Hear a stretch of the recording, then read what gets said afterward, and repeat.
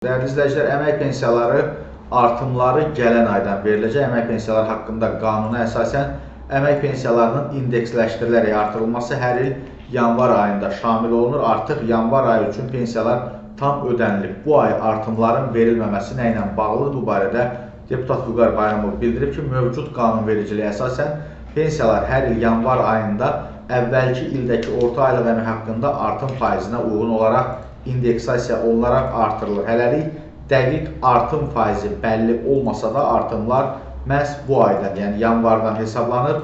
2025-ci ilin ilk 11 ayının yekunlarına əsasən ölkə üzrə orta aylıq əmək haqqı 9,3% artıb.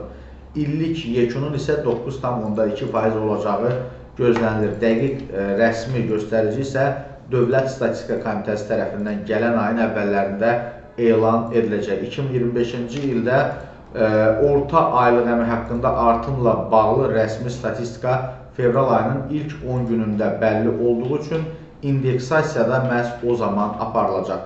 Pensiya artımları yanvarın 1-dən hesablanır, amma artımlar fevral ayında ikisi birlikdə ödəniləcək. Deməli, pensiyaçılar artımları gələn aydan etibarən alacaqlar, amma yanvar ayı üçün hesablanmış artım da fevral ayının pensiya məbləğinə əlavə olunacaq. Deputat bildirib ki, indeksləşdirmə bütün növ əmək pensiyalarına şamil olunur. Əmək pensiyaları haqqında qanunun 4-cü maddəsinə əsasən əmək pensiyalarının 3 növü təsbit olunub. Bunlar yaşa görə əmək pensiyası, əlilliyə görə əmək pensiyası və ailə başçısını itirməyə görə əmək pensiyasıdır. Deməli, vətəndaşımız növündən asılı olmayaraq əmək pensiyası alırsa, onun pensiya məbləğinə artım hesablanacaq.